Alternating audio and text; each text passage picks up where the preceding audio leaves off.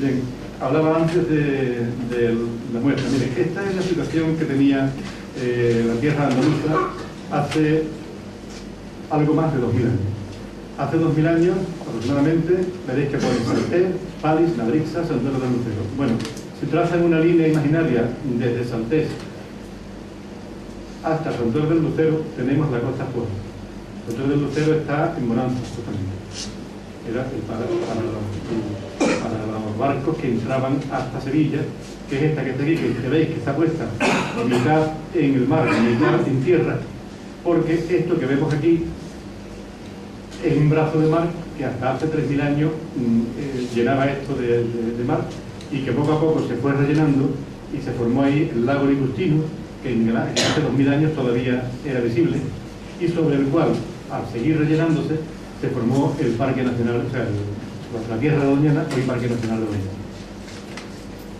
Yo creo que si lo doy al izquierdo debe pasar lo siguiente. O sea, aquí tenemos el lago Ligustino, más o menos, el espacio que ocupaba, y las zonas que se han ido secando primero, lógicamente, son las zonas exteriores, donde se han hecho poblaciones. La zona que termina por desecarse más tarde es la zona interior, que es donde se forma posteriormente el Parque Nacional de Doñana. Un detalle que decía respecto a los límites de Andalucía, estos son los límites actuales, pero toda esta zona, aproximadamente, todo esto que estoy marcando, es zona que también perteneció al Reino de Sevilla. Una parte la ganó Portugal en una guerra con Castilla, en 1500 y algo, y otra parte, la parte norte, don Javier de Burgos, la incluyó en la provincia de Badajoz. Veamos esto, también por el norte de Jaén se quitó toda esta franja, y en la zona de Albacete se vio también este trozo. Pero sobre todo aquí es muy interesante ver el espacio que ocupan los ríos. Hay un río principal, el Guadalquivir, que ocupa prácticamente toda la tierra de Andalucía, excepto una zona del oeste, la actual provincia de Huelva, y la zona sur de la Peribética, pero el resto está totalmente ocupado por las aguas del Guadalquivir, que hace de vasos comunicantes. Y esto significa algo.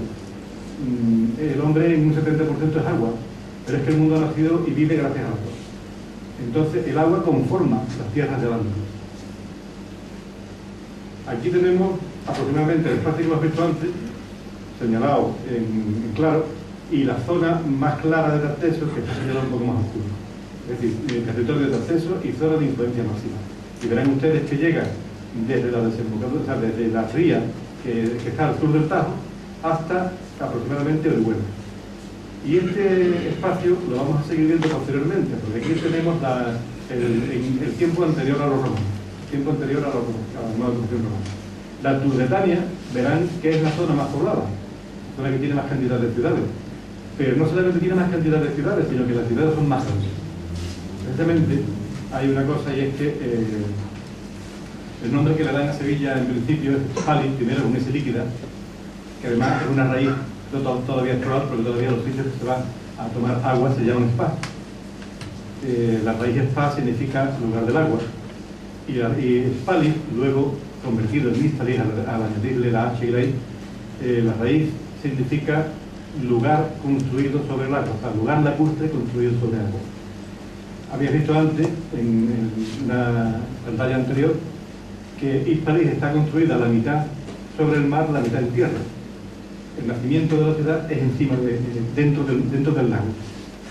Bien, pues es el nombre que los romanos le dan posteriormente a Hispania. Nos han dicho que Hispania significa tierra de conejos, pero desde luego de cunículo, que es conejo en latín, a Hispania hay una diferencia abismal. Lo que sí es cierto es que le dan el nombre de lugar del agua, el mismo lugar que tiene el Ándalo, el mismo nombre que tiene el Ándalo, el mismo nombre de Atlántida, Tarteso, que son deformaciones fonéticas uno de otro, y el mismo nombre de Isla.